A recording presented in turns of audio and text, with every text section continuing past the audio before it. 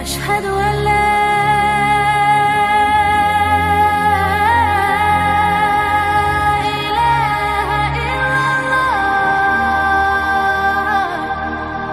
kita akan menjelajah tentang kehidupan alam syaitan, maksudnya dari kalangan jin. Bagaimana kehidupan syaitan-syaitan jin itu? Kemudian apa saja cara mereka menggoda anak Adam? Kemudian kenapa Allah Subhanahu wa taala menciptakan iblis dan syaitan? Apa hikmahnya? Kemudian langkah-langkah mereka, kemudian dari mana mereka diciptakan, bagaimana kehidupan mereka, apakah mereka sama dengan manusia, dan begitu seterusnya. Nanti kita akan ulas tentang seputar kehidupan alam jin dan juga syaitan. Ma'asyiral muslimin yang dimuliakan Allah Subhanahu wa taala, pertama kita harus meyakini tentang wujudul jin. Jin itu ada. Kenapa saya membahas soal jin dan syaitan? Karena iblis itu bagian daripada jin. Dan itu pendapat yang kuat berdasarkan firman Allah Subhanahu wa taala, "Kana minal jinni fa fasaqa an amri rabbih." Iblis itu bagian daripada jin yang melakukan kefasikan kepada Rabb. Berarti iblis itu bagian daripada jin. Makanya kita akan ulas kehidupan jin. Tentang keberadaan jin, Syekhul Islam Ibn Taimiyah rahimahullahu ta'ala mengatakan, lam yukhalif ahadun min tawaifil muslimin fi wujudil jin wala fi anna Allah arsala Muhammadan sallallahu alaihi wasallam ilaihi. Wahada lianna wujudal jinni tawatarat bihi akhbarul anbiya tawaturan ma'luman bil idtirari wa ma'lumun bil idtirar annahum ahya'un uqala fa'iluna bil iradah bal ma'murun manhiyun. Syekhul Islam Ibn Taimiyah rahimahullahu ta'ala mengatakan, tidak ada satupun kelompok dari kalangan kaum muslimin yang menyelisihi tentang keberadaan adanya jin. Dan juga tidak ada yang menyelisihi bahwa Allah Subhanahu wa taala mengutus Nabi sallallahu alaihi wasallam juga untuk mereka. Jadi nabinya jin juga adalah nabinya manusia. Kemudian beliau mengatakan, wahada, dan karena inilah sesungguhnya keberadaan jin itu sesuatu yang sifatnya mutawatir, sudah tersebar, yang dihabarkan para nabi sebelumnya. Bukan hanya Nabi sallallahu alaihi wasallam, para nabi sebelumnya juga menghabarkan tentang keberadaan adanya jin. Dan mereka adalah makhluk yang hidup, berakal, mereka melakukan sesuatu karena kehendak, dan mereka diperintah dan juga dilarang. Dari sini menunjukkan bahwa jin itu ada, walaupun tidak bisa kita rasakan keberadaannya. Maksudnya tidak bisa kita lihat, tapi kita bisa rasakan keberadaan mereka. Itu kita bisa rasakan sebagaimana kita bisa merasakan keberadaan para malaikat. Maka jin juga sama, kita bisa merasakan keberadaan mereka. Dari mana kita tahunya? Ketika kita kemudian tergerak untuk melakukan perbuatan jahat, perbuatan maksiat, maka itu tandanya bahwa siapa yang menyuruh perkara-perkara itu was-was daripada syaitan dari kalangan jin. Sama ketika kita tergerak untuk mengaji ke sini, untuk ibadah, untuk taat, itu karena dorongan para malaikat. Artinya bahwa bukan sesuatu yang kita tidak bisa melihat, bendanya tidak ada. Contoh saja kipas, kita bisa rasakan angin. Tapi apakah antum bisa mensifati anginnya berbentuk apa? Kan tidak bisa. Tapi kan kita bisa rasakan. Dan Allah Subhanahu wa taala berfirman di dalam Al-Qur'anul Karim, tepat dalam surah Al-A'raf 27, "Innahu yarakum huwa wa qabiluhu min haitsu la tarawna. Sesungguhnya mereka, maksudnya kalangan jin itu, mampu melihat kalian, dia maksudnya iblis dan seluruh kabilah-kabilah jin, dari tempat yang kalian tidak mampu melihat mereka. Makanya jin kenapa disebut jin? Lijtinanihim au istitarihim. Maksudnya kenapa disebut jin itu? Karena tertutup. Makanya bayi dalam perut itu disebut janin. Diambil dari kata jin karena tidak tampak kan. Karena jin itu tidak tampak. Ma'asyiral muslimin yang dimuliakan Allah Subhanahu wa taala. Akan tetapi walaupun sebagian ataupun seluruh manusia tidak sanggup melihat jin, tapi ada sebagian hewan mereka melihat jin.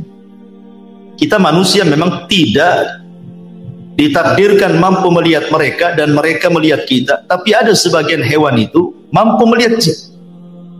Seperti dalam hadis Nabi SAW.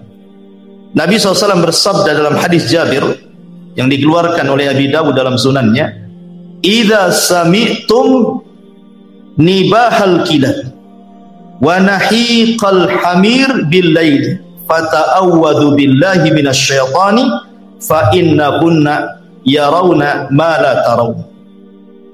Kata Nabi SAW, apabila kalian mendengar gonggongan anjing ataupun suara keledai di malam hari, maka berlindunglah kalian kepada Allah dari syaitan, karena sesungguhnya dua hewan itu sedang melihat sesuatu yang kalian tidak bisa lihat. Hadis ini, kata para ulama, bahwa mereka adalah melihat syaitan, karena kita disuruh berlindung dari syaitan, karena mereka melihat syaitan, maksudnya anjing dan keledai itu. Ya, artinya ada sebagian hewan itu yang ditakdirkan oleh Allah Subhanahu wa taala melihat mereka, tapi kita selamanya tidak akan melihat mereka. Tapi sebagian para ulama mengatakan sebagai keadilan Allah, ketika di dunia kita tidak bisa melihat mereka, maka di akhirat kita bisa melihat mereka, mereka pula tak bisa melihat kita. Dibalik gitu ya. Kalau di dunia kan kita tidak bisa melihat mereka, tapi di akhirat kita bisa melihat mereka. Itu ada sebagian ulama mengatakan seperti itu. Baik, ma'asyiral muslimin yang dimuliakan Allah Azza wa Jalla. Pertanyaannya, kenapa Allah Subhanahu wa taala menciptakan jin? Maksudnya jin-jin yang jahat itu. Ya, ala ra'sihim iblis, tentu ketua gengnya adalah iblis. Kenapa Allah Subhanahu wa taala sampai menciptakan iblis? Buat apa? Ya. Maka kita katakan bahwa Allah Subhanahu wa taala adalah Maha Hakim, Maha Bijaksana. Artinya seluruh perbuatannya didasari karena sebuah hikmah. Jadi Allah Subhanahu wa taala ketika menciptakan sesuatu itu tidak ada yang sia-sia, tetapi ada hikmah di balik penciptaan. Walaupun menurut kita, buat apa Allah menciptakan keburukan, menciptakan iblis? Buat apa? Nyesatin orang saja kan itu. Tapi sekali lagi bahwa Allah Subhanahu wa taala punya hikmah al-balighah yang jelas, yang kita tidak tahu. Tapi yang jelas bahwa syaitan diciptakan oleh Allah Subhanahu wa taala, iblis dan keturunannya atau kabilah-kabilahnya jin yang jahat itu diciptakan oleh Allah Subhanahu wa taala, memang ditakdirkan untuk menyesatkan umat manusia. Di antaranya adalah, tapi antum perlu tahu bahwa ketika iblis itu maksiat kepada Allah Subhanahu wa taala, bukan berarti Allah Subhanahu wa taala menciptakan iblis itu kurang ajar, sengaja diciptakan untuk kurang ajar kepada Allah, tidak. Kenapa demikian? Karena iblis itu punya ikhtiar sama dengan manusia. Dia punya kehendak sama dengan manusia, bisa membedakan mana hak mana batil. Tetapi dia malah memilih kesesatan dan meninggalkan petunjuk. Dari mana kita tahu?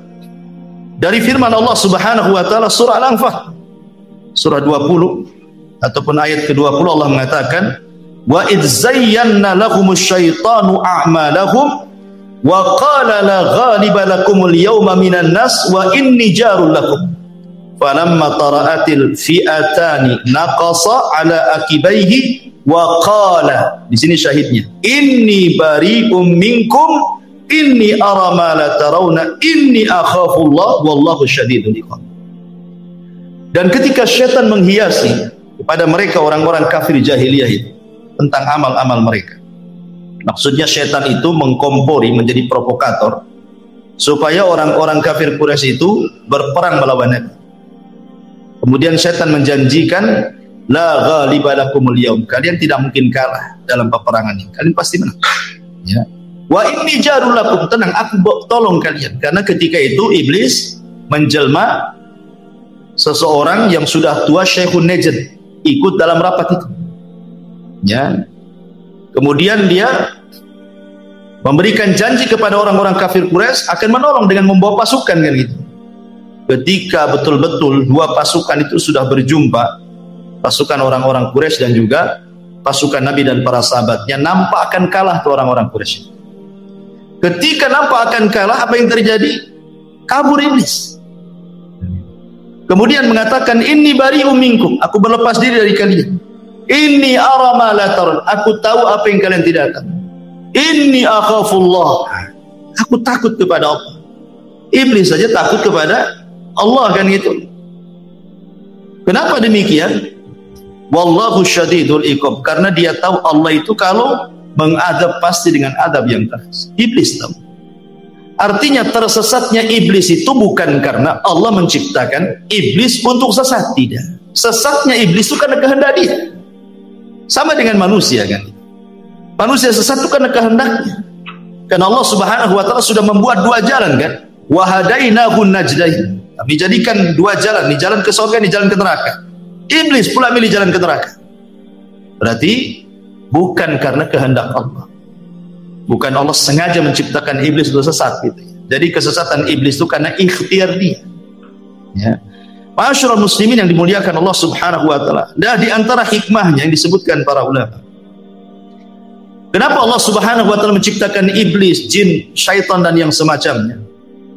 Pertama, idharu qudratillahi azza wa jalla. Allah ingin menampakkan kuasanya. Allah ingin menampakkan kekuasaannya kepada makhluk. Di mana Allah Subhanahu wa taala sanggup menciptakan malaikat dari cahaya. Allah sanggup menciptakan Adam dari tanah, dan Allah pun sanggup menciptakan jin, syaitan dari api. Artinya ini kekuasaan Allah. Allah hendak menampakkan kekuasaannya bahwa Allah bisa menciptakan sekehendaknya yang tidak bisa dilakukan siapapun. Kemudian yang kedua, al-fitnatu lil bashar. Di antara hikmahnya adalah memang Allah ciptakan jin dan atas kehendaknya kemudian dia tersesat, Allah sengaja untuk menjadikan fitnah bagi manusia. Karena dengan adanya syaitan dan dia menjadi fitnah bagi manusia, maka disinilah nampak Allah Subhanahu wa taala hendak menguji mereka. Apakah manusia itu jujur? Apakah mereka tidak jujur dalam keimanan? Maka harus diuji kan. Kalau tidak ada mengujinya, tidak ada syaitan, tidak ada iblis, maka tidak ada pembeda antara yang baik dengan yang buruk artinya. Dan buat apa juga Allah menciptakan neraka dan surga kalau begitu? Sehingga memang tujuannya adalah untuk memfitnah manusia. Dan itu bisa kita lihat di dalam surah An-Nisa ayat 116 dan 117.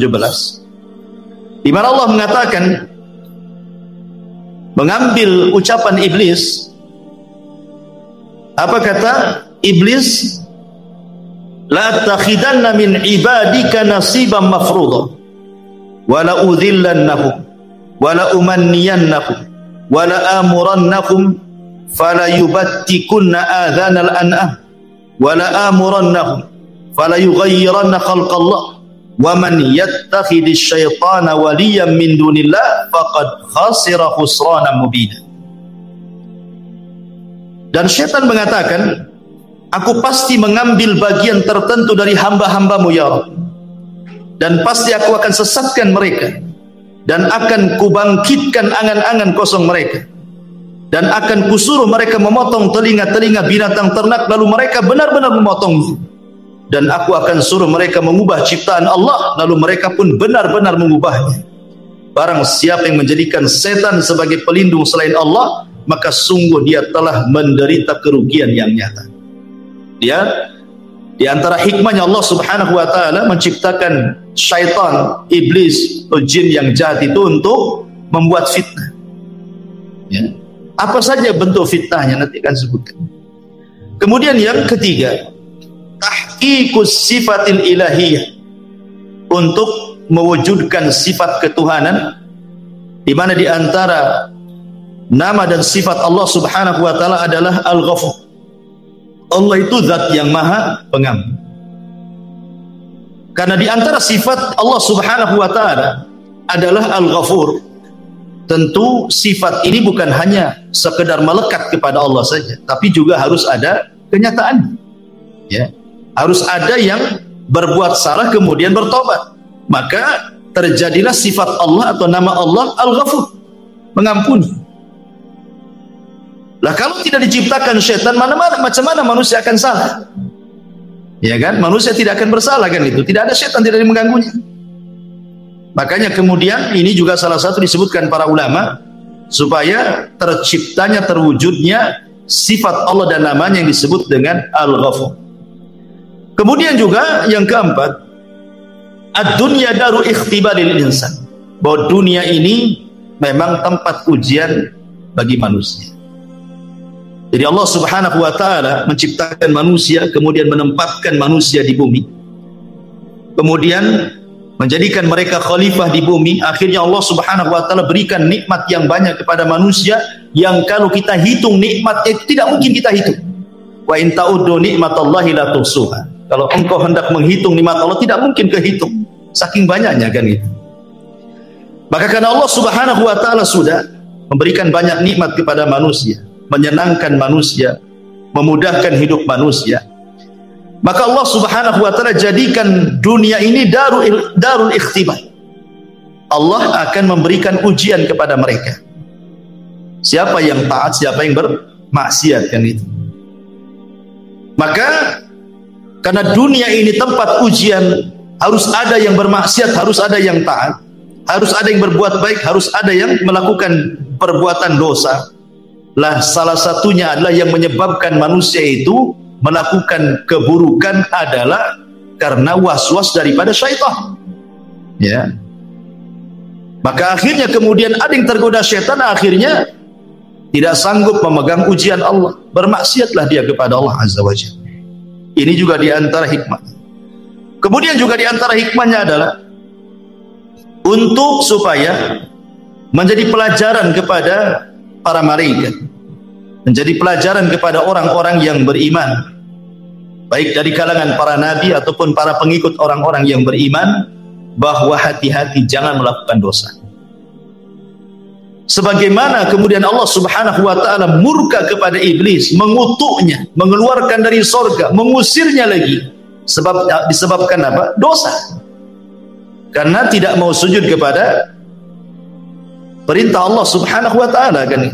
Ketika Allah mengatakan usjudu li Adam fasajadu illa iblis, gitu ya. Ketika Allah mengatakan sujudlah kalian kepada Adam, semua malaikat sujud kecuali iblis. Aba wastakbara wa kana minal kafir. Sombong, enggan, termasuk hamba Allah yang kafir. Maka ini juga supaya para malaikat tahu dan tertanam sifat takut dalam diri-diri para malaikat ataupun para nabi ataupun orang-orang yang beriman, jangan seperti mereka. Sebab kalau seandainya seperti mereka, maka Allah pun akan murka sebagaimana Allah murka kepada mereka, kepada para jin yang jahat ya, terutama kepada iblis pembesarnya. Kemudian juga ini juga adalah pelajaran bahwa manusia itu tidak bisa hidup tenang. Harus ada mujahadah, harus ada jihad. Dan itu ya, harus ada kesungguhan di dalam melawan musuh-musuh Allah Subhanahu wa taala. Maka di antara hikmahnya juga supaya manusia tidak hidup leha-leha, malas-malas, tetapi kemudian didorong untuk sungguh-sungguh dalam hidup, beristihad, kemudian mujahadah sungguh-sungguh melawan musuh-musuh Allah Subhanahu wa ta'ala dari kalangan syaitan. Kemudian juga supaya Allah Subhanahu wa ta'ala bisa membedakan mana yang baik, mana yang buruk. Liyamizallahul khabitha minat tayyib, agar Allah bisa membedakan mana yang jahat, mana yang baik. Itu di antara hikmah-hikmahnya dan banyak yang disebutkan para ulama. Ma'asyiral muslimin yang dimuliakan Allah Subhanahu wa ta'ala, ingat bahwa syaitan sudah berjanji di hadapan Allah Subhanahu wa ta'ala, bahkan bersumpah. Apa sumpahnya? Syaitan mengatakan, fabi izzatika la ughwiyannahum ajmain, demi kemuliaanmu ya Rabb, ya, la ughwiyannahum ajmain, aku akan sesatkan semua anak turunan Adam tanpa terkecuali. Kemudian di ayat yang lain, bagaimana usaha syaitan ini?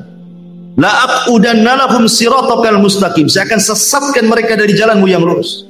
Summa la atiyannahum, sungguh aku akan datangi mereka, min baini aidihim, dari depan mereka, wa min khalfihim, dari belakang mereka, wa an aimanim, dari kanan mereka, wa an syamailim, dari kiri mereka, wa la tajidu aktsarahum syakir, sampai engkau akan dapati kebanyakan mereka tidak akan menjadi hamba yang bersyukur kepada. Ya. Jadi dari sini menunjukkan bahwa iblis antaranya itu dari jin-jin yang jahat, dari kalangan syaitan itu, mereka akan berusaha dari arah mana saja, ya, dari arah mana saja, dengan cara apa saja untuk menyesatkan anak Adam, baik dengan jalur yang baik ataupun dengan jalur yang jahat. Ulama menyebutkan bahwa di antara langkah syaitan atau khutuwati syaitan itu ada 7. Ya, di antara langkah-langkah syaitan itu ada 7. Yang pertama, syaitan itu akan membuat manusia kalau tidak kufur musyrik, disuruh menyekutukan Allah Subhanahu wa ta'ala atau melakukan kekufuran. Makanya kemudian dalam surah Yasin 60 Allah mengatakan, alam a'had ilaikum ya bani Adam alla ta'budu syaitan innahu lakum aduwwum mubin. Bukankah aku sudah mengikat perjanjian kepada kalian wahai anak Adam, jangan sembah syaitan, karena dia musuh kalian yang nyata. Allah sudah mewanti-wanti, jangan sembah syaitan, karena memang syaitan itu berusaha supaya manusia menyembah dia. Makanya kemudian Nabi Ibrahim alaihi salatu wassalam mengatakan kepada ayahnya, ya abati la ta'budi syaitan, wahai ayahku jangan sembah syaitan, karena tujuan syaitan itu bagaimana manusia menyembah, melakukan kesyirikan dan kekufuran. Tapi kalau tidak berhasil, tauhidnya kuat, ya, maka syaitan akan masuk ke langkah kedua. Bagaimana orang itu dibuat melakukan bid'ah, ya. Bagaimana orang itu menyelisihi Nabi, menyelisihi sunnah-sunnah, menyelisihi petunjuk-petunjuknya, akhirnya kemudian disesatkan dari jalan Nabi SAW. Maka mereka berusaha untuk mengacau manusia supaya jauh dari petunjuk Nabi. Makanya ketika kita bicara tentang hadis haud, hadis telaga, ada sekelompok orang itu yang tidak boleh minum, dicegat malaikat, diusir. Kemudian dikatakan oleh Nabi SAW, ummati ummati ya Rabb, mereka umatku, biarkan minum. Tapi kemudian dikatakan kepada Nabi SAW, innaka la tadri ma ahdatsu ba'daka innahum ghayyaru wa baddalu. Muhammad, kau tidak tahu apa yang terjadi dengan umatmu sepeninggal. Mereka merubah-rubah syariat, mereka jauh dari petunjukmu, mereka tersesat, dan itu adalah langkah syaitan.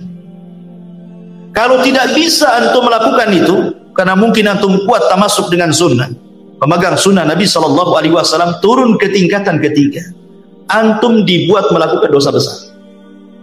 Antum dibuat melakukan dosa besar. Allah Subhanahu wa ta'ala mengatakan dalam surah Al-Baqarah ayat 268, asy-syaitan ya'idukumul faqra wa yamurukum bil fahsya. Syaitan akan membisikkan di telinga kalian, jangan sedekah, jangan zakat, jangan infak, nanti kau fakir, ya. Wa ya'murukum bil fahsy, kemudian syaitan memerintahkan untuk melakukan kekejian, zina, homoseksual, lesbi, mencuri, minum khamar, macam-macam. Ya. Maka kalau tidak bisa nih, maka mungkin orang ini kuat ibadahnya, kuat takutnya kepada Allah Subhanahu wa taala, maka turun ke tingkatan keempat.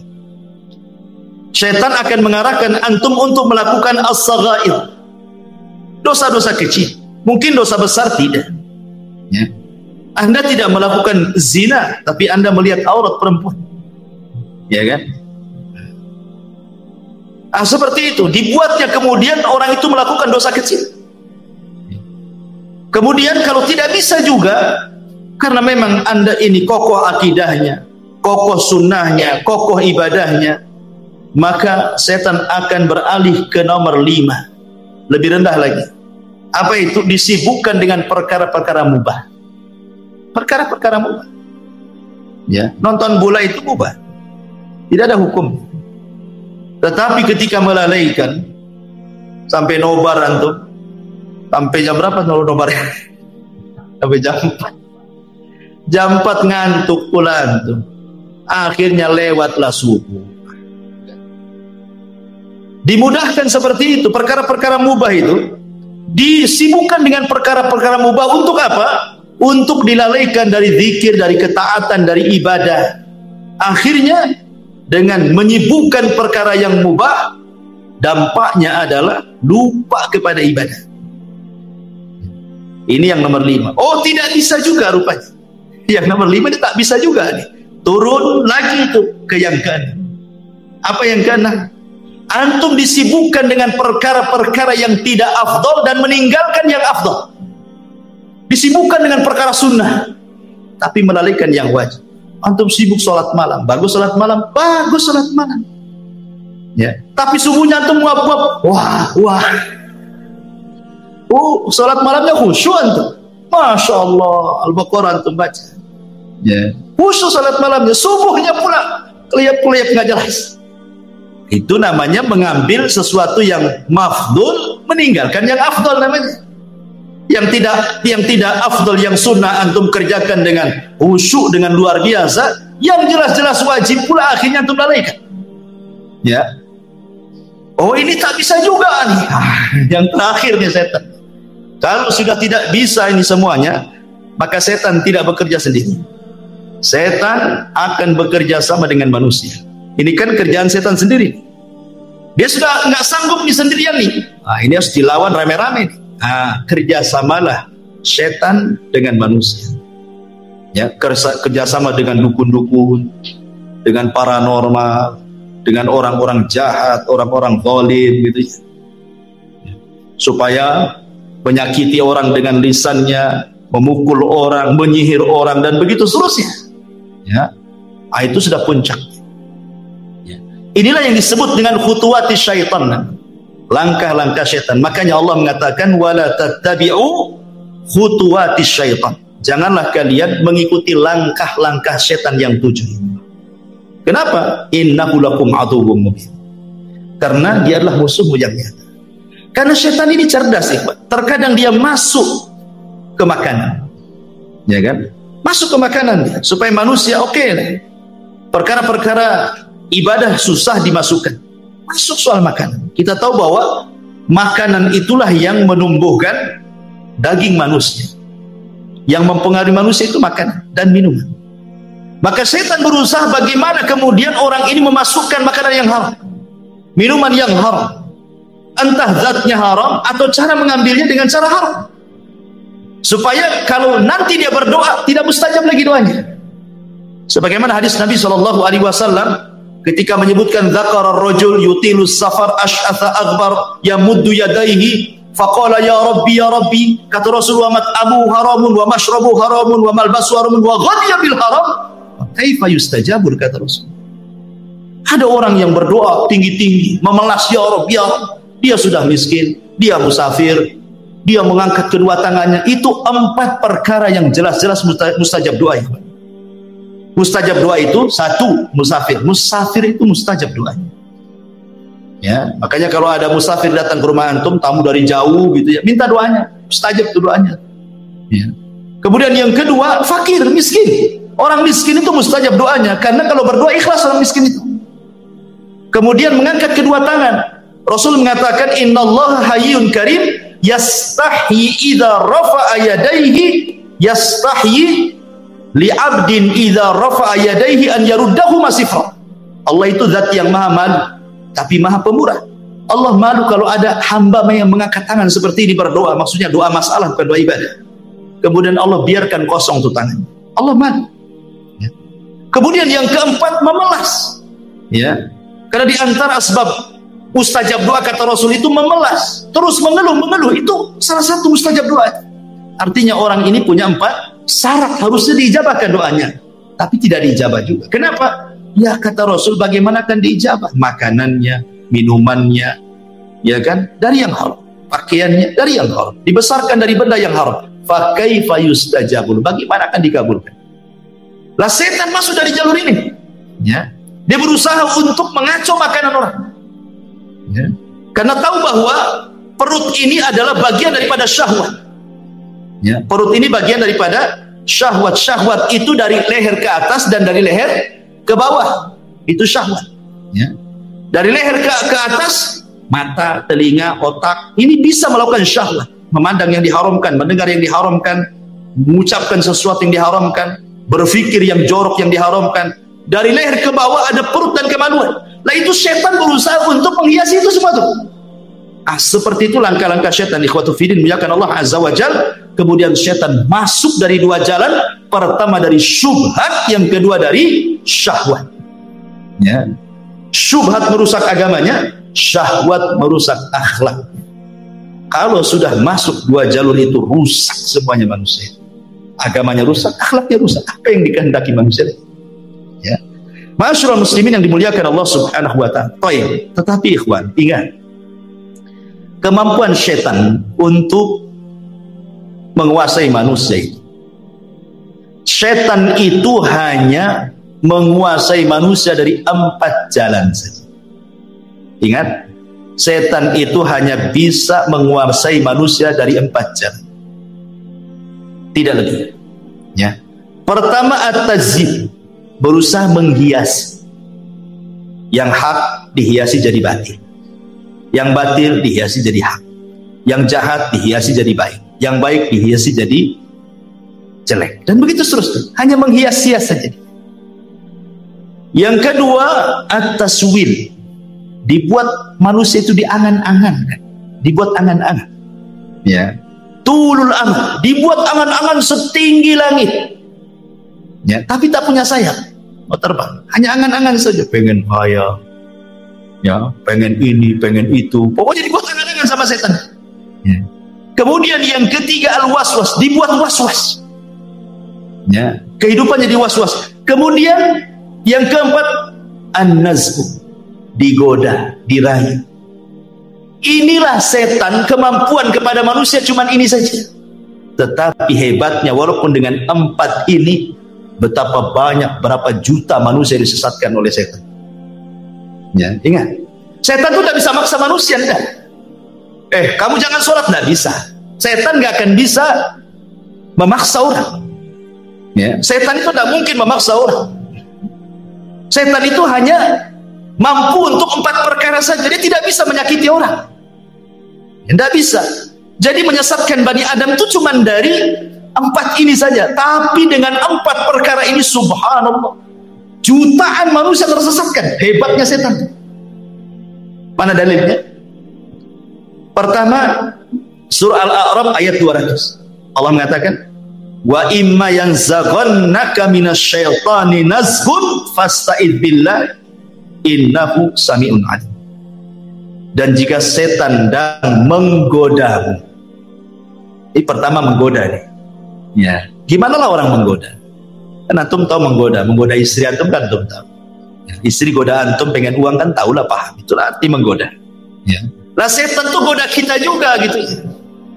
Maksiat, jangan tidur, maksiat sana. Kan digoda-goda kan? Ya. Enak loh maksiat itu. Ma'asyiral muslimin yang dimuliakan Allah Azza wa Jalla.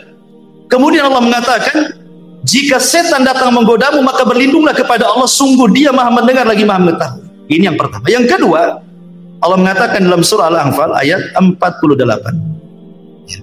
Allah mengatakan wa id zayyana lahumus syaitan. Ingatlah ketika setan menjadikan terasa indah bagi mereka perbuatan dosa. Jadi tugas setan mengindah-indahkan saja. Ya kan? Mengindah-indahkan bagaimana perkara dosa itu jadi baik gitu. Perkara jahat itu seolah-olah taat, perkara buruk itu seolah-olah indah gitu. Ya. Ini yang kedua. Yang ketiga disebutkan dalam surah An-Nas ayat 5. Antum hafal semua, alladzi waswisu fi sudurin nas. Dialah yang memberikan was-was, dorongan-dorongan, bisikan-bisikan, ya. Kemudian yang terakhir dalam surah Muhammad ayat 25. Allah mengatakan, innal ladzina irtaddu ala adbarihim min ba'di ma tabayyana lahumul huda min ba'di ma tabayyana lahumul huda asyaitanu sawwala lahum wa amla lahum.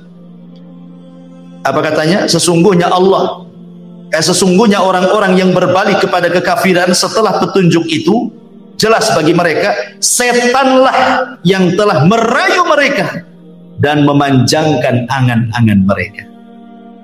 Ya, jadi setan itu saya ulangi dari 4 cara tuh menyesatkan orang itu.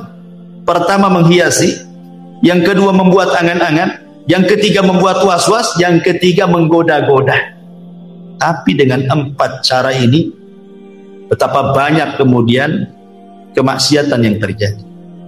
Pembunuhan, perzinahan, minum khamr, ya kan, kejahatan, penghinaan, cacian, makian, merendahkan, ghibah, namimah, macam-macam dosa keluar tuh.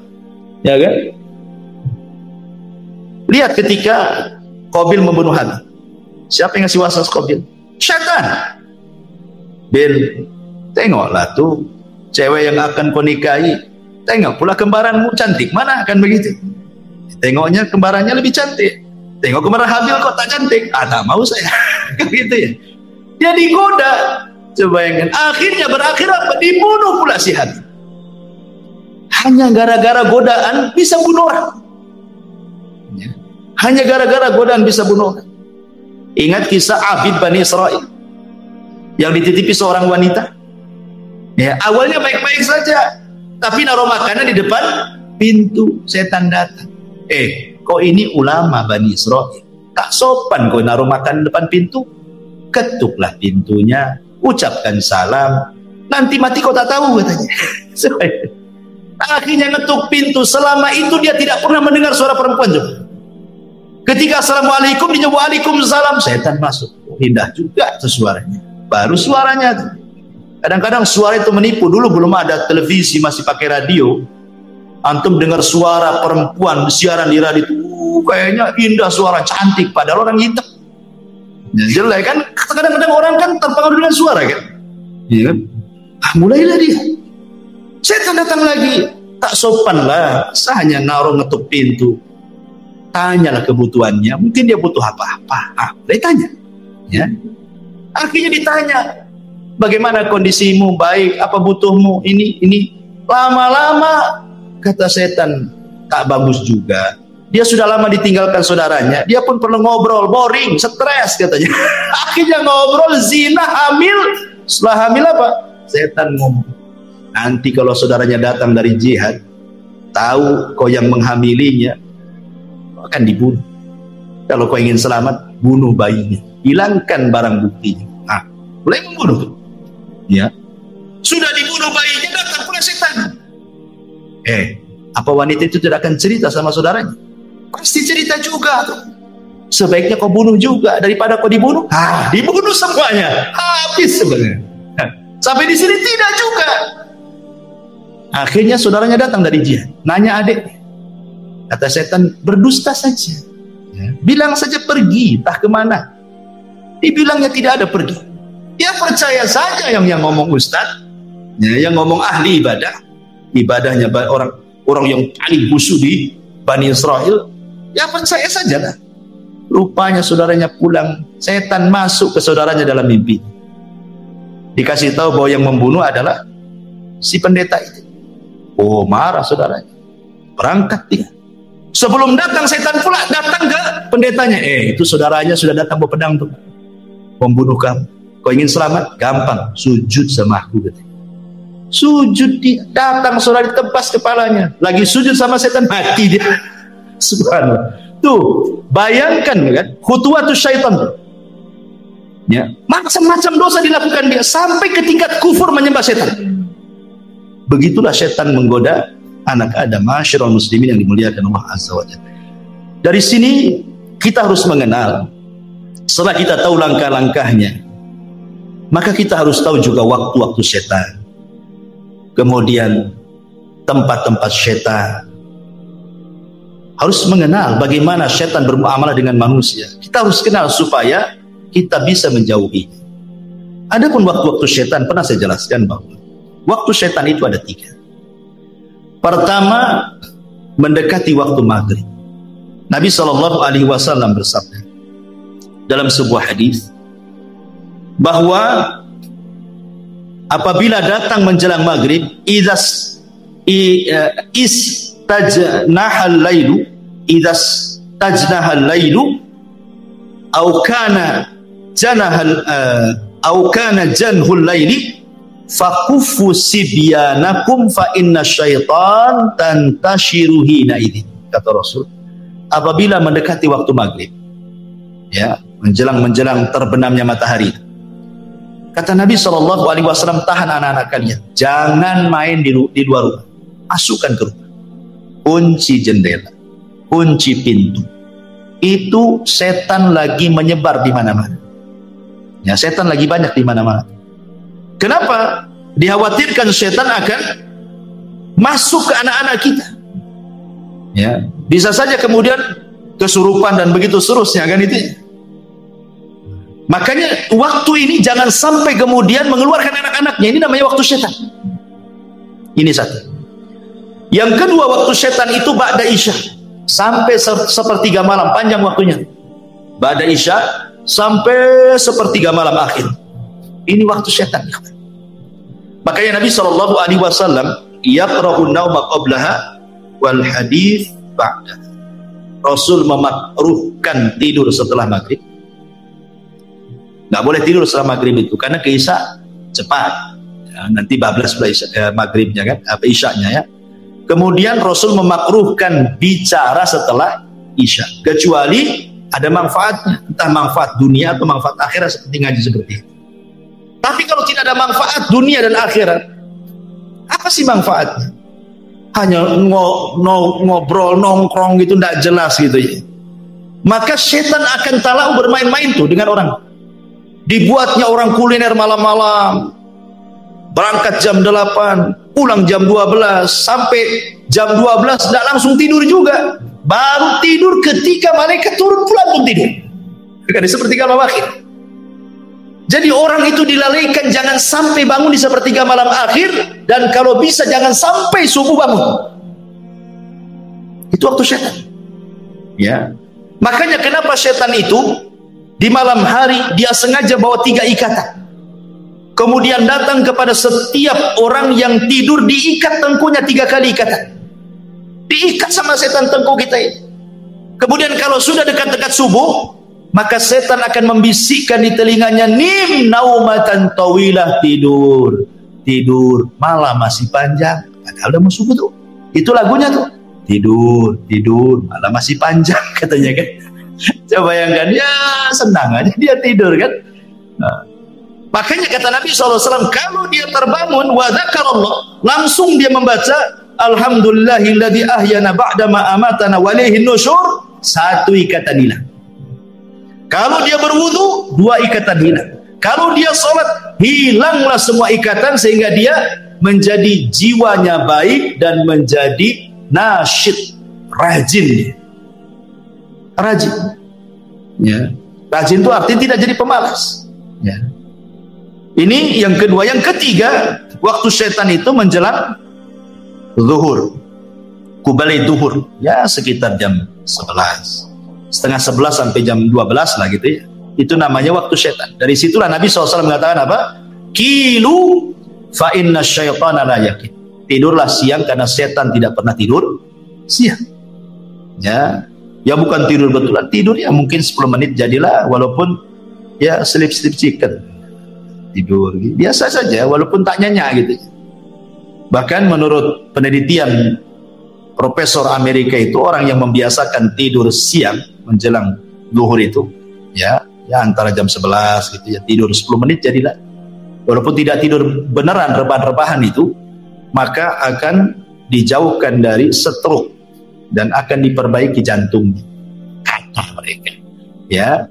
Walaupun nggak diteliti orang, kita yakin bahwa setiap perintah itu ada hikmah. Sami'na wa ata'na, selesai. Ya, artinya sekali-kali gitu kita melakukan sunnah ini. Ini disebut dengan waktu-waktu syaitan.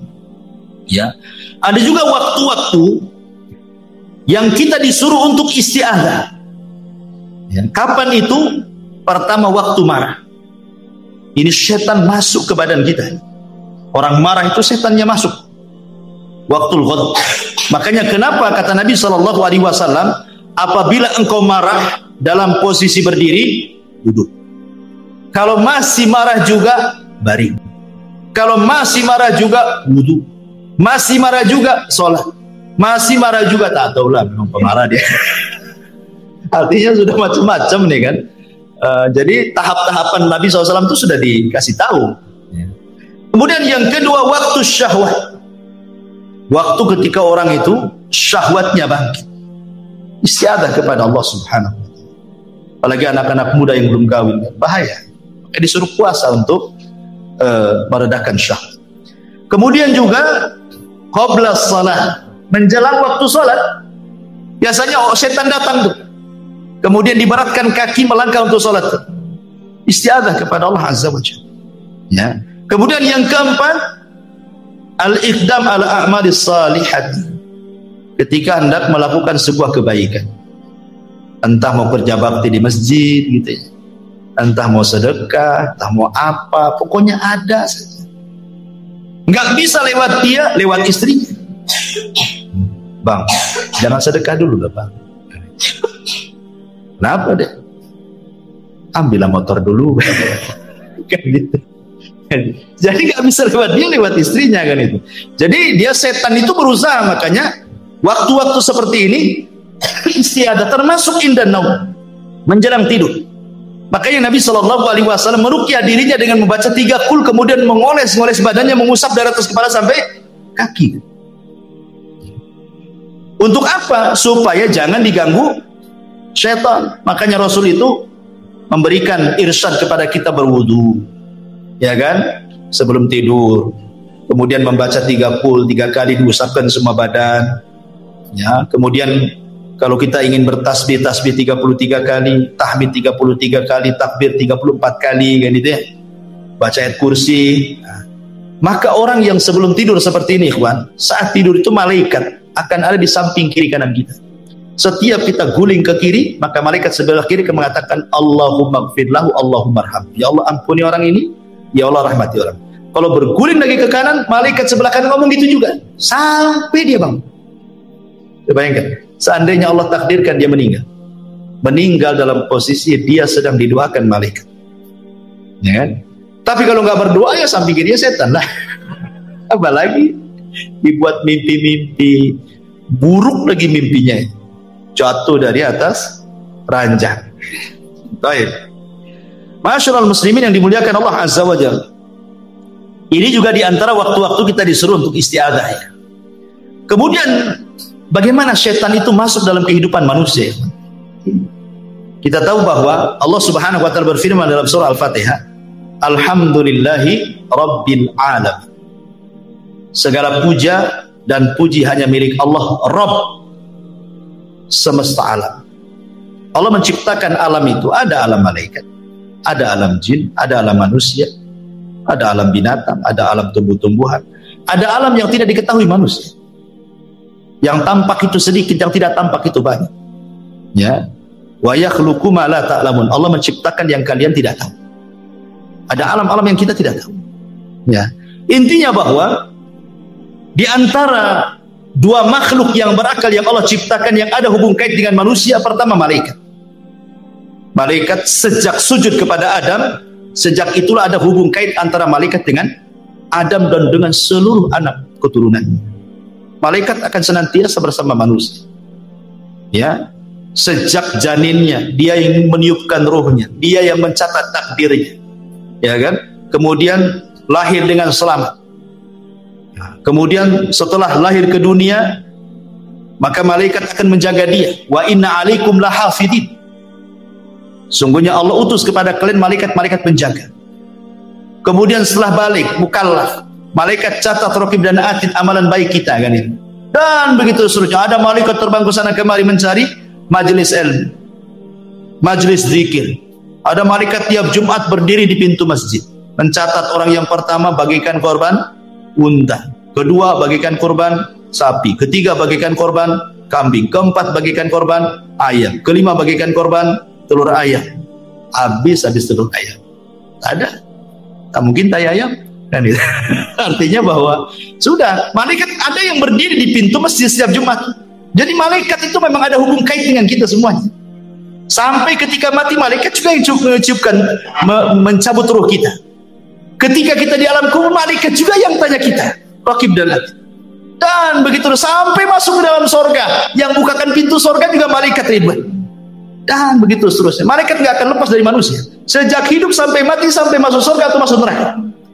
Jin juga sama. Jin akan masuk dalam kehidupan manusia. Ya, apa saja tadakhulnya setan kepada kehidupan Bani Adam. Ma'asyiral muslimin yang dimuliakan Allah Azza wa Jalla. Yang pertama, tentu yang paling bahaya adalah setan masuk dalam kehidupan manusia. Tadi saya sudah katakan, setan akan berusaha untuk membuat kufur kita. Membuat kufur anak Adam supaya menjadi pengikut dia, kan itu ya, masuk neraka sama-sama. Kemudian yang kedua, setan juga akan berserikat kepada manusia pada harta manusia dan anak-anak manusia. Ya, masuk ke harta manusia itu maksudnya entah mencuri dapat harta, kan itu, entah suruh korupsi dapat harta, entah ngambil hak orang lain dapat harta, dan begitu seterusnya. Atau masuk anak-anak kita tidak tanggung jawab mendidiknya, akhirnya dia jadi jahat dia. Ya, itu semua adalah godaan setan tadi yang 4 tadi. Menghiasi, menggoda, membuat angan-angan, membuat was-was. Nah, kemudian juga yang ketiga, setan masuk juga pada seluruh kehidupan manusia. Antum rapat, setan juga ada di situ. Makanya lihat di rapat tuh ada juga yang gebrak-gebrak meja.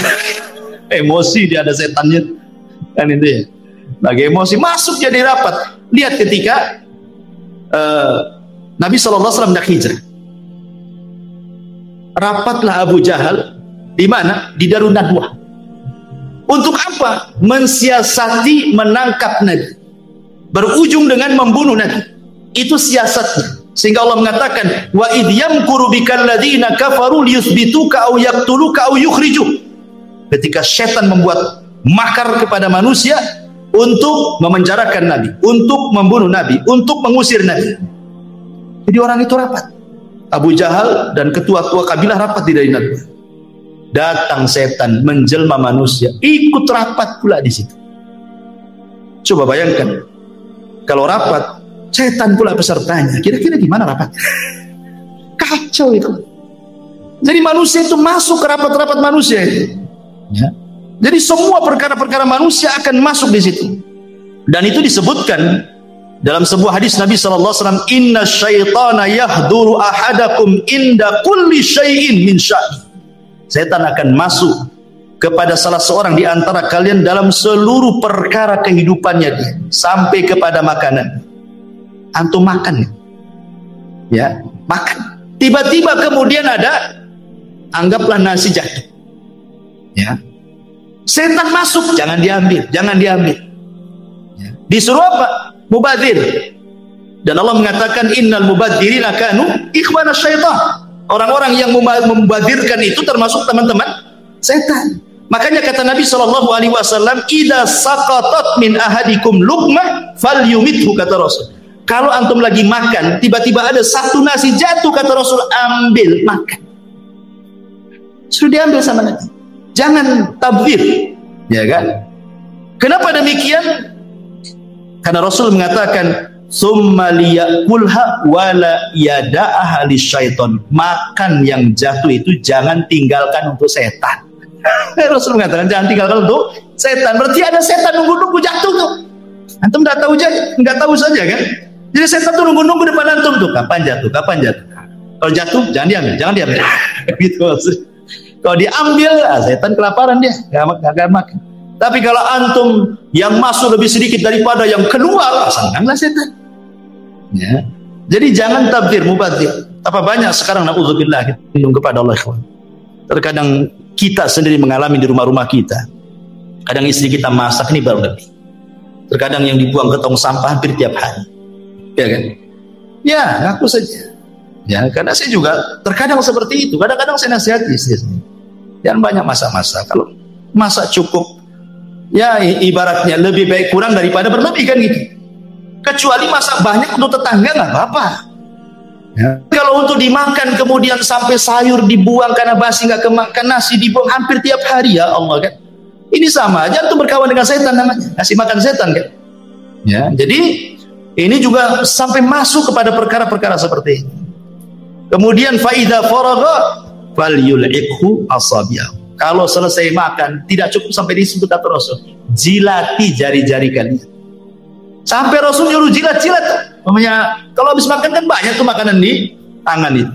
Ini udah habis makan belum dijilat, masuk kobokan. Nah, itu kan tuh setan di kobokan. Itu ya kawan. Ya, kenapa? Alasannya fa innahu la yadri fi ta'amihi yaqulu barakah. Kata Rasul, karena kalian tidak tahu di mana berkah makanan itu. Apakah yang dimakan tadi, ataukah yang di tangan, ataukah yang jatuh. Ya. Ma'asyiral muslimin yang dimuliakan Allah Subhanahu wa taala, termasuk juga setan. Itu masuk pada pintu-pintu rumah Bani Adam. Jadi setiap hari setan itu jumlahnya banyak. Usia mereka lebih panjang dibandingkan usia manusia. Ya, tapi tidak ada yang kekal. Semua setan juga mati, kecuali iblis saja yang kekal. Itu pun matinya nanti setelah tiupan sangkakala kan itu. Jadi setiap hari itu di rumah kita ini, di depan rumah kita ini, di depan pintu-pintu rumah kita itu setan sudah berjajar tuh. Semua rumah kaum muslimin. Rumah saya, rumah antum, rumah siapa saja. Ya, setan itu udah nunggu di depan rumah. Apa yang dilakukan setan? Idza dakhala ar-rajulu baitahu.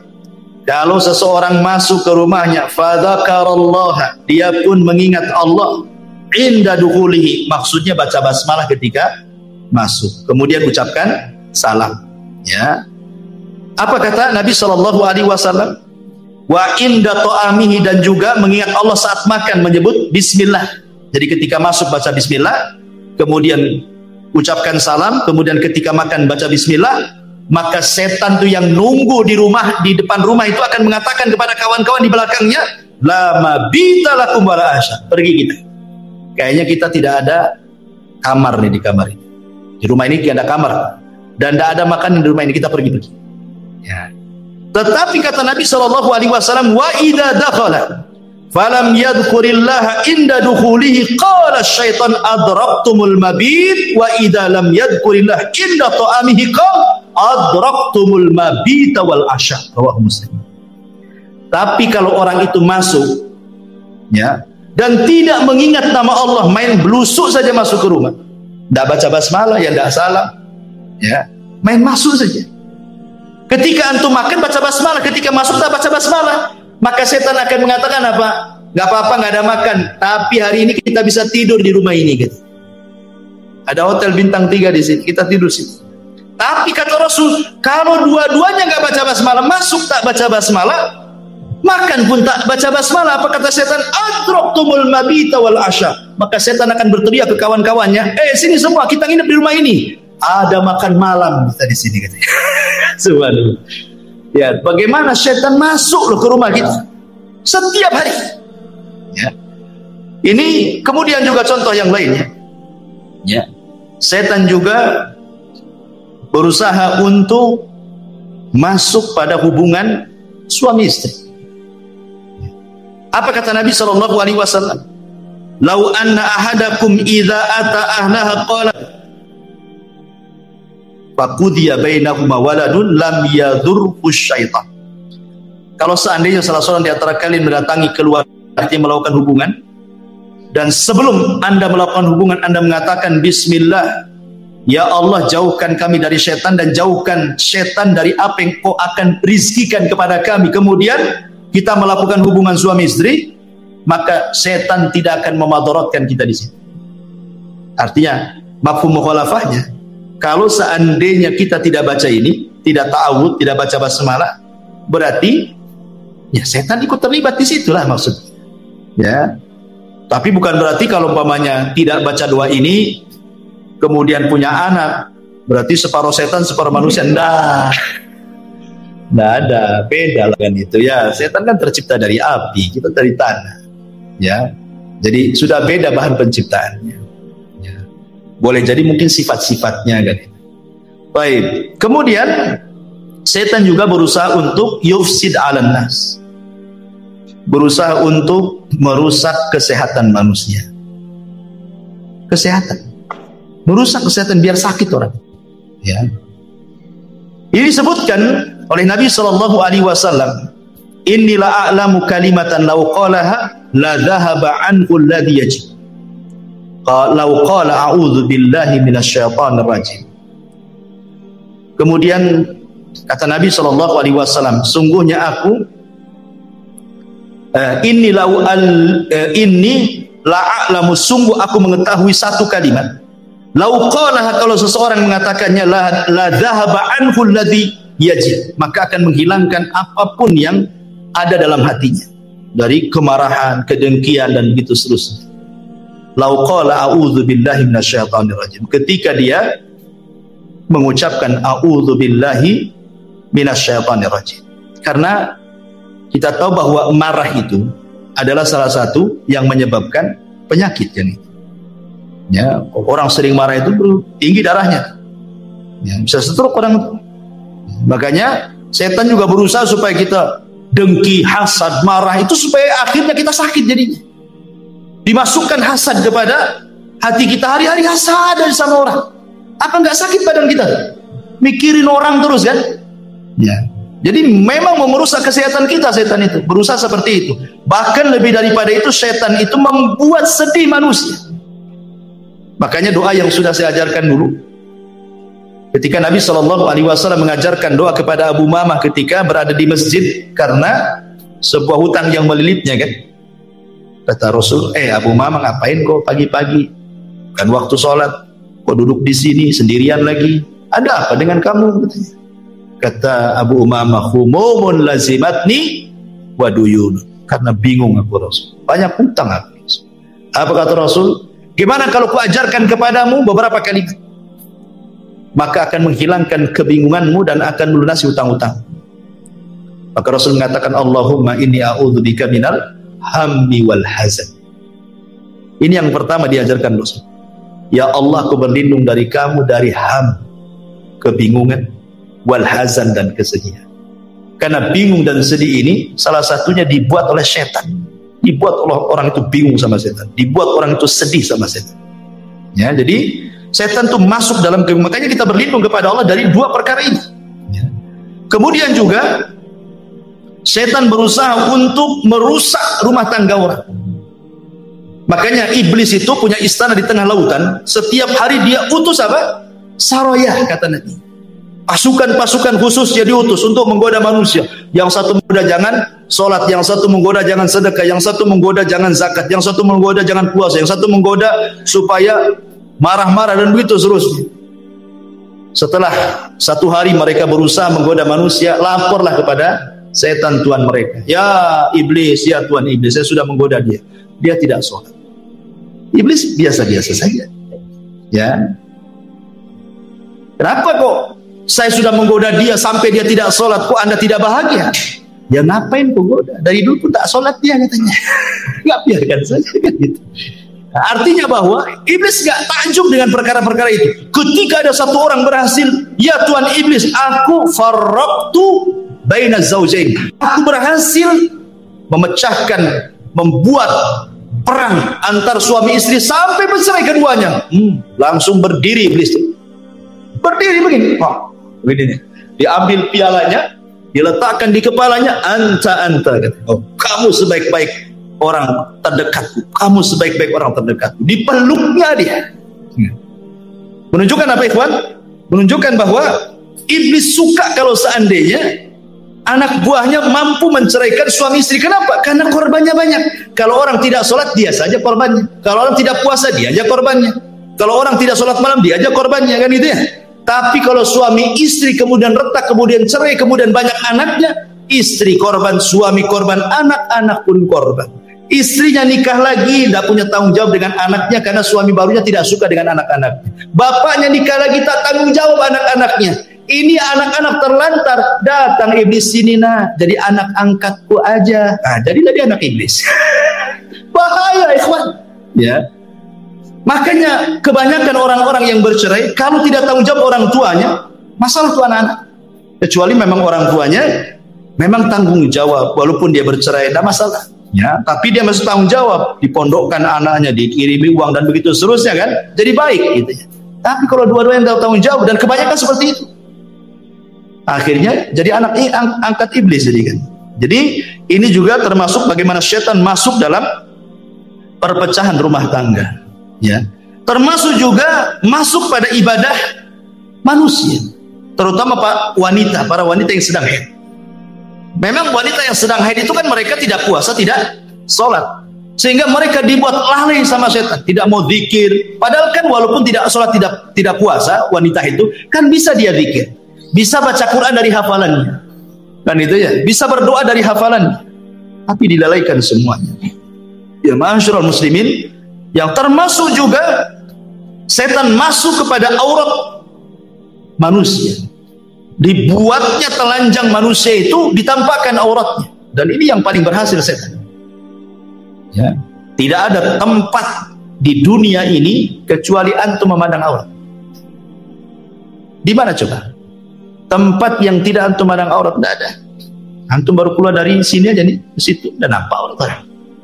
Masuk pasar, lebih parah lagi. Masuk mall, na'udzubillah lagi. Kan itu. Tidak ada, itu setan berhasil di situ.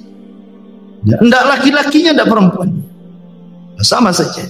Kemudian juga, selain daripada itu, setan juga bahkan mengganggu anak kecil yang baru lahir. Dengan cara apa? Menusuk lambung sebelah kirinya. Tusuk sampai nangis. Makanya setiap bayi lahir pasti nangis. Kenapa? Ditusuk setan tuh sebenarnya. Tapi tidak memudaratkan tusukannya, hanya memberitahu aku musuhmu loh. Itu aja. Nah. Jadi udah dikasih tahu tuh sama setan itu, sejak kecil-kecilnya lahir udah dikasih tahu dia musuhnya. Makanya ditusuk sama dia. Makanya Nabi SAW mengatakan dalam riwayat Bukhari Muslim, "Ma min maulud yuladu illa wasyaitan yamussuhu hina yulad." Tidak ada satupun bayi yang dilahirkan kecuali setan pasti akan menusuknya dia. Kecuali Maryam dan anaknya Isa ibnu Maryam. Ya, tidak bisa ditusuk setan dua orang, Maryam dan putranya. Ya. Kemudian juga di antara usaha setan untuk menggoda Bani Adam itu masuk kepada apa? Perkara-perkara bagaimana orang itu dilalaikan dari ibadah, zikir, baca Quran, dibuatnya futur orang. Orang dibuat futur, ikhwan. Ya, kemudian dihiasi dengan dunia karena sibuk kerjalah, sibuk ini, sibuk itu, dan yang lain, akhirnya lupa ibadah, lupa sholat, lupa ngaji, lupa segalanya. Intinya bahwa setan itu sekali lagi, sebagaimana firman Allah yang sudah saya sebutkan di atas tadi, dia akan datang dari belakang, dari depan, dari samping kiri, dari samping kanan, atas, bawah, sehingga orang tidak bisa bergerak. Dan setan itu, jin-jin itu kan diberikan usia panjang, sehingga mereka biasa menghadapi orang-orang sebelumnya yang cerdas-cerdas. Ya tentu kan sebagaimana levelnya. Ya, setan yang dikirim ke ustaz kan beda dengan setan ke antum gitu kan. Setan yang dikirim ke ulama, ke syekh, ya mungkin lebih hebat lagi kan gitu ya. Jadi dengan level-levelnya. Karena kehidupan setan pun sama dengan kehidupan manusia. Baik, ma'asyiral muslimin yang dimuliakan Allah Subhanahu wa taala. Sedikit kita menjelaskan tentang gambaran jin dan syaitan. Kita tahu bahwa jin dan syaitan tercipta dari api. Ujungnya lah api. Allah mengatakan dalam surah Al-Hijr 27, "Wal janna khalaqnahu min qablu min naris sam." dan kami telah ciptakan jin sebelum Adam dari api yang sangat panas. Dan juga Allah mengatakan dalam surah Ar-Rahman 15, wa khalaqal jan mim marijin min nar, dan dia menciptakan jin dari nyala api. Dan juga Nabi SAW mengatakan khuliqatil malaikatu min nur wa khuliqal jan mim marijin min nar. Malaikat diciptakan dari cahaya, jin diciptakan dari nyala api.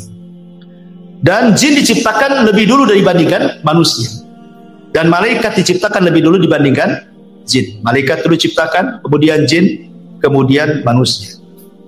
Adapun bentuk atau sebutan-sebutan jin dalam bahasa, sebagaimana disebutkan oleh Al-Imam Ibnu Abdul Bar dan yang lainnya, al-jinnu inda ahlil kalam wa ahlil ilmi bil lisan yanziluna ala maratibah. Jadi jin itu menurut ahli kalam dan para ulama bahasa, mereka membagi jin itu menjadi beberapa bagian, ya. Fa'idha zakaru al-wahida minal jin khalisan kanu jinni. Fa in aradu annahu mimman yaskunu ma'an nas qalu amir wal jam'u ummah. Wa in kana mimman ya'ridu lisibyan qalu arwah. Fa in khabutha wa ta'arrama fa huwa syaitan. Fa in zada ala dzalik fa huwa marid. Fa in zada ala dzalik wa qawi amruhu qalu ifrit. Jadi jin itu kalau jin murni maka disebut jin. Memang jin murni dia, ya. Dia tidak macam-macam, ya. Dia tidak ganggu, ya. Jin muslim lah gitu, ya. Gak ganggu dia, ya, jin-jin gitu saja, ya.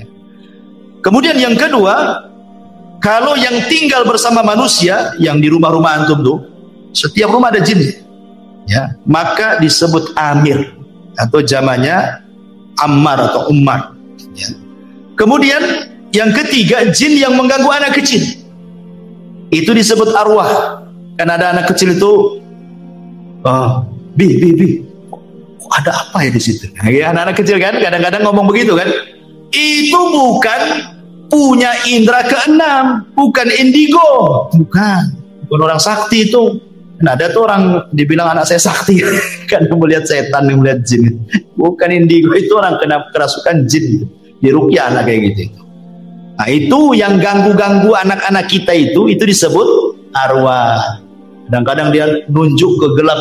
Kenapa itu? Kita nengok tak ada apa-apa. Anak kecil ini ngomong ada di situ. Yang lambe-lambe dia katanya. Nah, itu disebut arwah, ya kan? Kemudian yang keempat, yang jahat dan sering mengganggu itu disebut setan. Nah, kalau jin yang jahat disebut setan. Kalau yang di atasnya setan lebih jahat lagi, itu disebut marid. Sampai ada dukun Yaman yang paling sakti, dia pernah menyihir ulama sampai bukulnya itu berapa meter, pakai kain, itu jarumnya berapa ribu jarum, dikubur di kuburan. Tobat dia, ya, dia cerita dukun nih, habis tobat karena dia nyesel, dia mengusir ulama masalahnya kan, tobat. Dia menceritakan, ya, tentang ditanya soal jin yang tidak mungkin beriman sama sekali. Dia mengatakan namanya marid. Itulah yang kemudian oleh Nabi SAW disebut bahwa kalau datang bulan Ramadan, maka setan-setan diikat. Siapa yang diikat? Jin marid ini yang diikat.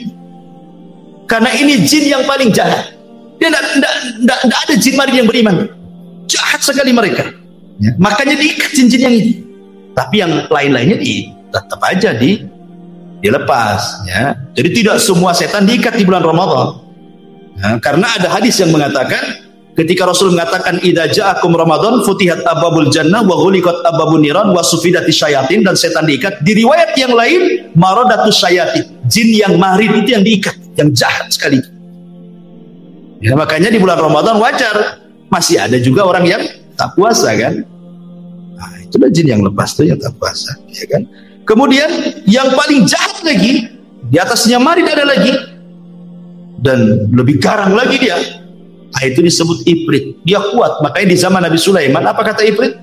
Aku bisa pindahkan istana Balkis sebelum kau berdiri, katanya. Ya kan? Saking kuat, itulah bawahannya iblis. Ifrit bisa mindahkan istana Ratu Balkis sebelum Sulaiman berdiri lagi. Nah, itu istilah-istilah yang disebutkan para ulama. Kemudian juga Nabi SAW mengatakan al-jinnu salah satu asnaf. Jin itu ada 3 jenis, ya. Sinfun lahum ajnihatun yatiruna fil hawa, wa sinfun hayyatun wa kilabun, wa sinfun yahilluna wa yat'anun. Nabi SAW mengatakan dalam riwayat Tabrani dan Al-Hakim dengan sanad yang sahih, jin itu 3 kelompok. Yang pertama, jin yang bisa terbang. Jin itu bisa terbang. Makanya kenapa mereka punya maqaidu di sam'i, di atas awan mereka punya pos-pos. Mereka terbang ke awan. Ya, kemudian mereka buat pos di atas awan, nanti dari pos itulah mereka saling panjat pinang. Ya, satu jin ke jin sampai ke langit. Kemudian yang paling atas mendengarkan ucapan malaikat. Disitulah mereka mencuri dengar. Kemudian akhirnya disampaikan ke jin yang bawahnya sampai yang di pos yang di atas awan itu. Baru setelah itu dia turun ke bawah terbang, sadi dukun. Kemudian jualanlah kalimat-kalimat wanipiro kan itu. Ini saya punya kabar bagus. Terjadi kerjasama antara jin dan dukun. Itu pun kalimat yang hak dicampur adukan 99 kedustaan. Ya, baik. Kemudian ada jin yang berbentuk ular dan anjing. Ya, ada jin itu yang berbentuk ular dan anjing. Bahkan Syekhul Islam Ibnu Taimiyah rahimahullahu taala bahwa jin itu bisa menyerupai apa saja. Bisa menyerupai apa saja, kecuali nabi. Enggak bisa. Jin tidak bisa menyerupai nabi. Tapi selain nabi bisa. Ya, bisa menyerupai. Makanya kenapa saya pernah bertanya kepada salah satu guru saya. Waktu saya belajar di Yaman, belajar kitab Fathul Majid, Syarah Sahih kitab Tauhid. Jadi saya tanya, namanya Syekh Adnan, ya, Syekh, saya kebiasaan di kampung saya cerita, agak panjang cerita. Waktu saya di kampung di Jawa Barat, di Majalengka sana, ada tukang mabok. Jadi zaman dulu preman-preman itu, mereka bukan kayak sekarang merek-merek Homer itu kan macam-macam ya. Kalau dulu kan paling tinggi cap janggut, ya kan? Anggur cap janggut. Kalau dulu kan itu sudah mabuk tuh minum itu. Jadi preman-preman desa ini buatlah lomba mabok-mabokan. Karena satu botol tidak puas, akhirnya apa? Dicampur dengan spiritus. Jadi campur dengan spiritus. Kurang kuat juga dicampur dengan pil BK. Tentu pil BK untuk anjing gila. Jadi dioplos tuh. Bayangkan anggur kasih spiritus, kasih pil BK. Gimana? Overdosis mati. Mati kepala preman itu mati. Beberapa orang mati, preman juga mati itu gara-gara overdosis. Jadi zaman bahula kan, zaman dulu itu. Preman tuh paling takut dengan hantu. Orang-orang dulu kan takut kalau cerita-cerita setan itu karena banyak tahayulnya orang-orang desa. 1 minggu nggak ada orang berani keluar. Gara-gara kematian itu. Karena nggak wajar matinya kan. Akhirnya banyaklah tahayul. Orang-orang desa, katanya aku melihat preman itu sedang duduk di jembatan. Ya, di tempat saya itu ada namanya jembatan Harewos. Gitu. Nah, di situ ada di Harewos itu katanya ada dia sedang duduk. Jadi saya tanyakanlah cerita ini kepada Syekh Adnan. Mungkin nggak saya bahwa orang mati ini bisa hidup lagi? Karena ini cerita nyata gitu. Ini dongeng dari desa saya ya, di Majalengka sana. Katanya saya itu mungkin saja. Tapi bukan orang mati itu hidup lagi, bukan itu. Tetapi itu adalah jin korin. Setiap manusia itu punya jin korin kata Syekh. Nah, yang tahu tentang sifat kita, ya bentuk kita itu jin korin kita karena sejak lahirnya sudah ada pada badan kita kan gitu. Sehingga dia tahu sifat kita, bentuk kita apa. Jadi kan dia memungkinkan dia tasyakul persis seperti kita. Jadi ketika dia mati, jinnya ini sudah menakut-takuti orang karena sudah tugasnya selesai memberikan kuasa orang sudah mati kan. Berarti jin ini keluar, dialah jadi jin yang bebas. Akhirnya nakut-takuti orang. Boleh jadi itu jin korin gitu. Nah, jadi ada jin itu yang berubah bentuk seperti itu, kayak manusia. Bahkan Syekhul Islam mengatakan bahwa ada di sebuah tempat itu, di gunung-gunung, di lembah-lembah itu, jin-jin itu sengaja berubah bentuk jadi manusia, seolah-olah mereka menganggap penunggu di situ. Makanya dulu di zaman jahiliyah kalau lewat di sebuah tempat, maka mereka akan berlindung kepada penghuni tempat itu, kan orang jahiliyah itu. Wahai penunggu tempat ini, gitu kan, tolong jangan ganggu saya, ya, saya mau jalan. Akhirnya ngasih sesajen. Maka dari situlah turun ayat wa innahu kana rijalun minal insi ya'udzuna birijalin minal jinni fazaduhum rahaqa. Turun ayat ini. Ya. Dan ada sebagian kalangan dari manusia meminta bantuan, meminta perlindungan kepada sebagian jin, akhirnya menambah kekufuran. Yang anehnya lagi, jin yang dulunya dimintai perlindungan, jinnya masuk Islam, dianya masih kufur. Kan tidak tahu kalau jinnya masuk Islam, kan? Yang lain nggak nampak. Masyaallah muslimin yang dimuliakan. Kemudian juga yang ketiga, ada jin yang lepas dan berjalan ke sana kemari. Ya. Jadi inilah 3 jenis jin. Baik, kalau ada yang bertanya, bagaimana jin ini akan diazab oleh Allah Subhanahu wa taala dengan api sementara dia tercipta dari api? Jin masuk neraka, dihisab oleh Allah sama dengan manusia. Kalau dia masuk neraka dicipta dari api, tentu dia tidak akan terbakar. Ya. Maka ini dijawab oleh Asy-Syaikh atau Al-Imam Ibnu Aqil dalam kitabnya Al-Funun bahwa jin itu tetap merasakan adab, merasakan sakit kalau dibakar dengan api. Sebagaimana manusia juga kalau ditumbuk tanah juga sakit. Karena maksudnya jin tercipta dari api itu asal penciptaannya sama dengan Adam, asal penciptaan dari manusia, tapi anak turunannya tidak dari tanah, ya dari ibu bapak. Makanya kalau antum ambil pisau, antum kemudian iris tangan antum, yang keluar kan bukan pasir, bukan tanah, ya darah kan begitu. Berarti bukan lagi tanah. Jadi hanya Adam saja. Sebagaimana juga dari kalangan jin itu yang diciptakan cuman bukan iblis, ya di atasnya iblis lagi, ya Sumiyah itu siapa namanya, kata Imam Bukatsir itu Nabi Dawaniyah. Ya iblis ini kan ceritanya panjang. Dalam cerita Israiliyat disebutkan, ini cerita Israiliyat, tidak ada Quran, tidak ada di dalam Sunnah. Jadi ketika jin itu merusak di bumi, ya maka malaikat diturunkan untuk memenjarakan orang-orang jin-jin yang jahat. Kalau tidak mau tobat, mereka akan dibunuh, dipenjarakan, dibuang. Sehingga kemudian anak pembesar jin itu, bayinya diambil oleh malaikat, dibawa ke langit, dibesarkan di langit. Jadilah kemudian dia jin yang soleh karena hidup bersama para malaikat. Akhirnya dia kemudian bejat karena tidak mau sujud, jadilah dia iblis. Nah gitu ya. Wallahu a'lam, itu kan cerita Israiliyat. Tapi yang jelas bahwa itu asal penciptaannya saja dari api, anak turunannya bukan api.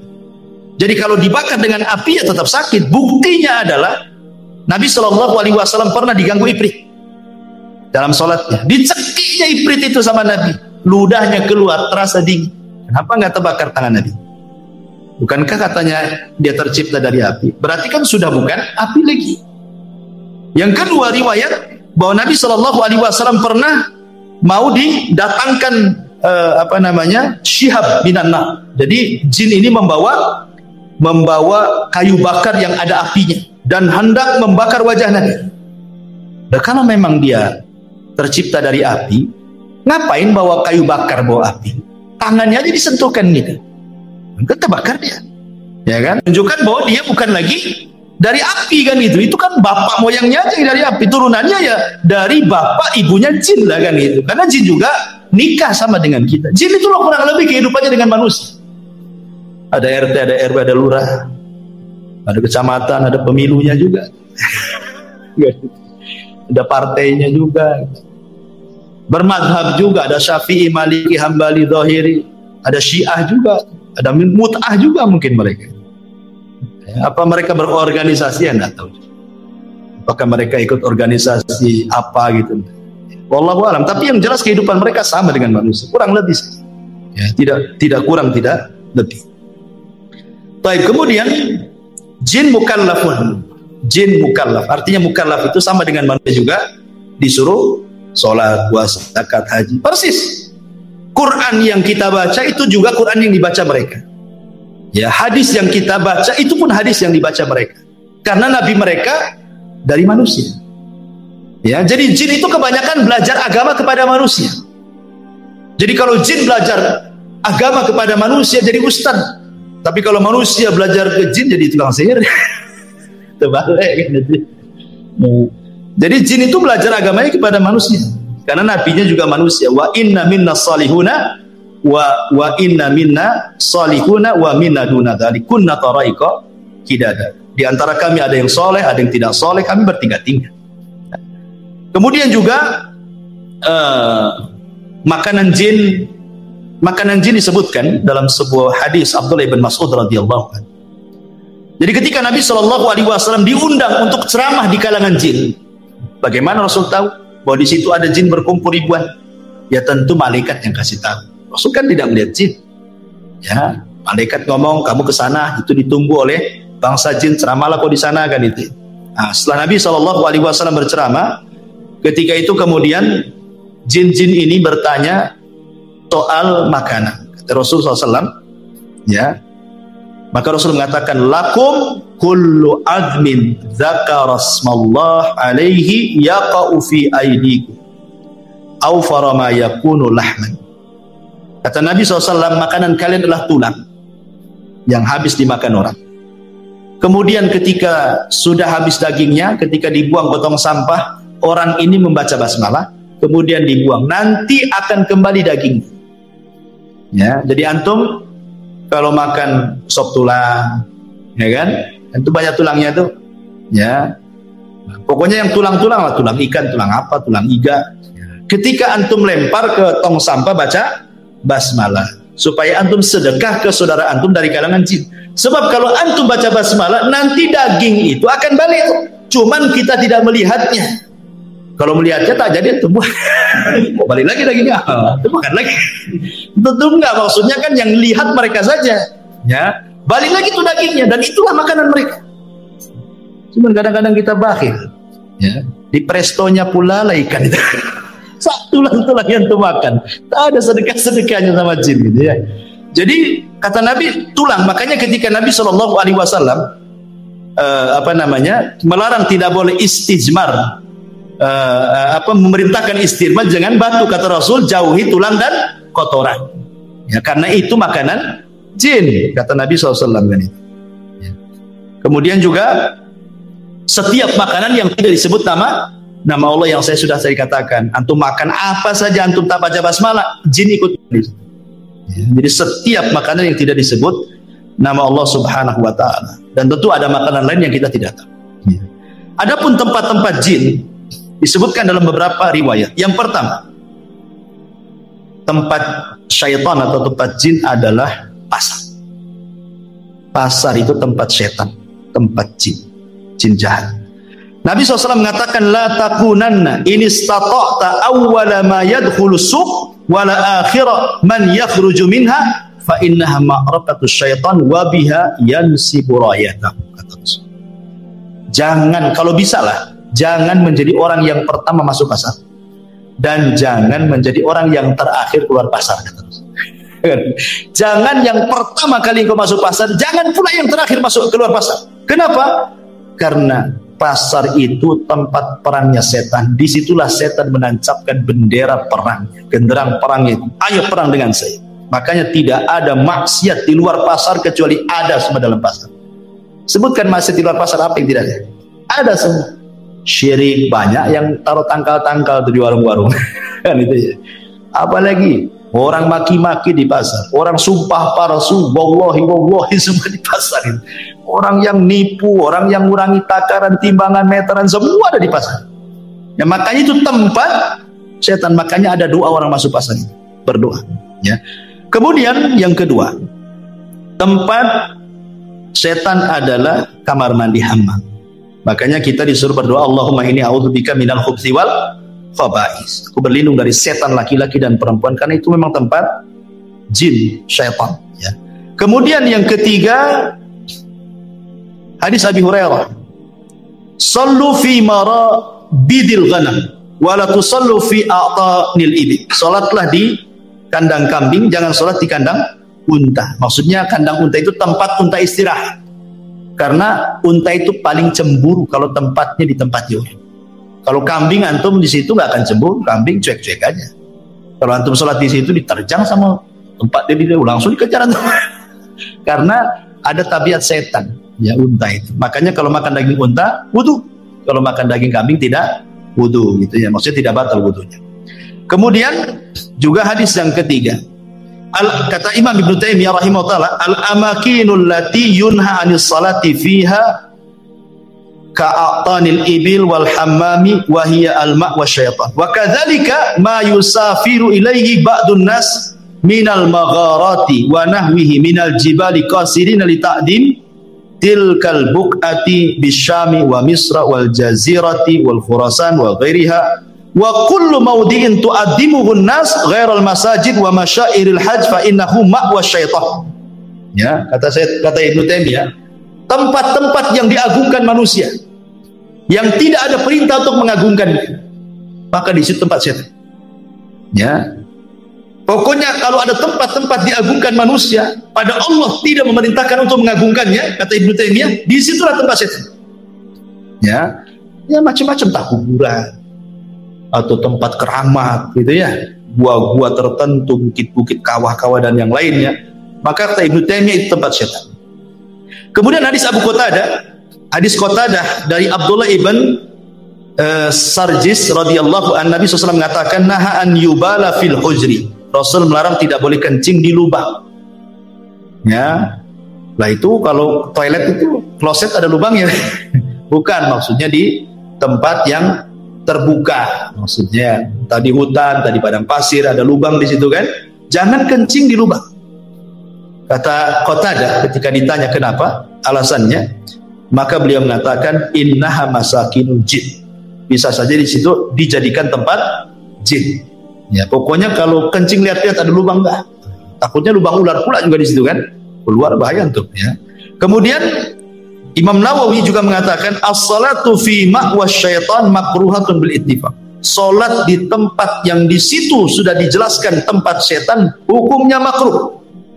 Seperti tempat-tempat minuman khamar, diskotik, bar-bar, tempat maksiat. Nah, itu tempat setan di situ. Jangan salat di situ, makruh. Ya. Nah, jadi termasuk juga boleh mengatakan wal kanais wal biya'i wal khususi wa nahwi dzalik. Termasuk juga di kanais, tempat-tempat ibadahnya non muslim, ya kan, dan begitu seterusnya, tidak boleh sholat di situ, makruh. Taib. Kemudian yang terakhir karena waktu juga membahas tasyakul wa tasawur al jin, bahwa jin bisa tasyakul, bisa beralih rupa karena izin Allah Subhanahu wa taala. Tetapi ingat bahwa tidak semua jin bisa beralih rupa kecuali sudah menghabiskan semua tenaga. Sebenarnya kalau jin itu beralih rupa, ikhwan, berarti dia sudah lemah sebenarnya. Jadi kalau seandainya antum jalan kemana lah, di kuburan mana gitu, di Tamiang atau di mana gitu ya kan, kok nampak ada pocong gitu, ya. Berarti itu jin, setan itu sudah menghabiskan tenaganya, sudah lemah. Jadi nggak perlu takut lagi gitu maksudnya. Lemah kalau jin sampai kemudian beralih rupa, sudah menghabiskan tenaganya. Jadi justru kalau makin berani dia lemah sebenarnya. Cuman kita tidak. Kita yang takut kan gitu. Kemudian juga ada yang mengatakan dalam sebuah referensi itu bahwa sebenarnya jin itu beralih rupa karena dukun. Jadi di kalangan jin itu ada dukun juga. Jadi dia datang ke dukun jin, dimantra-mantrai, maka dia akan menjelma seperti apa. Jadi dukun itulah dukun dari kalangan jin yang merubah dia sehingga dia ingin jadi apa gitu, dan itu akhirnya menakut-nakuti manusia. Ada juga jin itu beralih rupa maksudnya mewarnai dirinya. Nah, diwarna-warnai dirinya supaya nampak ada kaibat, ada apa gitu. Kalau kita jalan di kegelapan tuh seset, ada apa aja gitu ya. Tahu warna apa, bisa saja. Ya, karena sekali lagi mereka tidak bisa menyakiti kita. Mereka itu hanya menakut-nakuti saja. Ya, mereka menakut-nakuti dan mereka akan mencari semua media bagaimana kita tahu.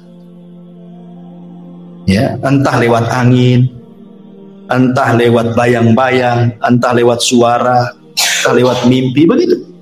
Nah, umpamanya seorang penakut dalam rumah nih, sendirian.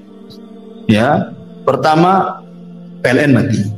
Yang kedua hujan lebat. Yang ketiga apa lagi? Tetangga pula anjing berisik. Hari Jumat, kliwon lagi. Gimana? Kalau penakut ikhwan, padahal itu gorden tuh goyang-goyang kena angin. Antum sangka di situ ada setan kan itu? Ya memang ada setannya sebenarnya, karena setan itu akan masuk di bayang-bayang, digoyang-goyang, di suara angin, di suara apa saja, pokoknya setan itu berusaha menakuti antum supaya antum takut. Makanya Rasul mengatakan kalau antum lewat di sebuah tempat dan menakutkan, maka cukup mengucapkan Bismillah wala tubali, kata Rasul. Bismillah, jangan pedulikan. Kata Rasul, cuma simpel saja. Baca Bismillah, jangan pedulikan. Banyak istri antum nih, ya takut ya, kan ada wanita-wanita yang penakut. Mungkin karena sejak kecil sudah ditakut-takuti orang tuanya jangan keluar, nanti ada setan. Akhirnya sampai besar pun terpengaruh dengan bahasa itu. Nengok sinetron pula isinya suser ngesot kan gitu. Semua film setan juga. Akhirnya kan kepikiran tuh. Kata Nabi SAW, kalau umpamanya ke dapur dari rumah, lagi hujan, lagi banyak angin goyang-goyang, jangan pedulikan. Memang itu setan, kita tidak syak lagi itu setan dengan nakut-nakuti. Tapi Rasul mengatakan jangan pedulikan, baca basmalah, masuk kamar mandi, kencing, balik lagi, selesai.